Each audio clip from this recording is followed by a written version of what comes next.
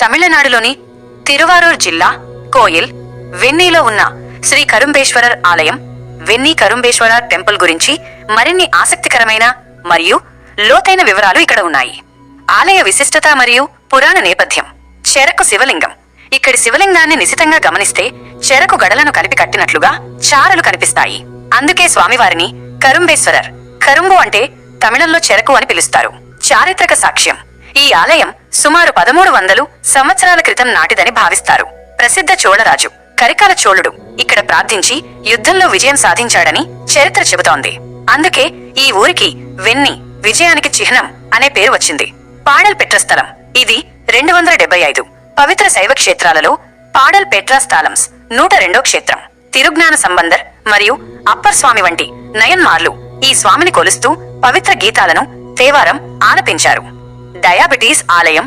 భక్తుల నమ్మకం. ఈ ఆలయం డయాబెటీస్, మధుమేహం నివారణకు ప్రసిద్ధి చెందింది. దీనికి సంబంధించి భక్తులు ఒక ప్రత్యేకమైన ఆచారాన్ని పాటిస్తారు. రవ్వ, చక్కెర నైవేద్యం.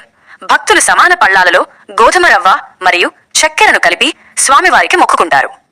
ఈ మిశ్రమాన్ని ఆలయ ప్రాంగణంలో చల్లుతారు. నమ్మకం.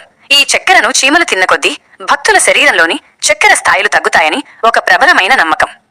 ప్రకృతిలోని చిన్న జీవులకు ఆహారం అందించడం ద్వారా మన అనారోగ్య కర్మలు తొలగిపోతాయని ఇక్కడి వారు విశ్వసిస్తారు. ఆలయ నిర్మాణం మరియు అద్భుతాలు. సూర్యకిరణాల పూజ. ప్రతి ఏటా తమిళ పంగుని నెలలో మార్చి, ఏప్రిల్ 2, 3, 4 తేదీలలో సూర్యకిరణాలు నేరుగా గర్భాలయంలోని శివలింగంపై పడతాయి. దీనిని సూర్యపూజగా జరుపుకుంటారు. అమ్మవారు సౌందర్నాయకి. ఇక్కడ అమ్మవారు సౌందర్నాయకి, అళగియ నాయకి దక్షిణ దిశగా కొలువై ఉండి భక్తులపై కరుణ కురిపిస్తారు. సూర్యతీర్థం.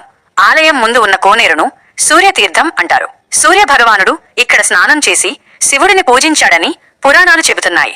ప్రయాణ వివరాలు మరియు సమయాలు. స్థలం. తంజావూరు నుండి సుమారు 26 కిలోమీటర్లు, నీడమంగళం నుండి 8 కిలోమీటర్ల దూరంలో ఈ ఆలయం ఉంది.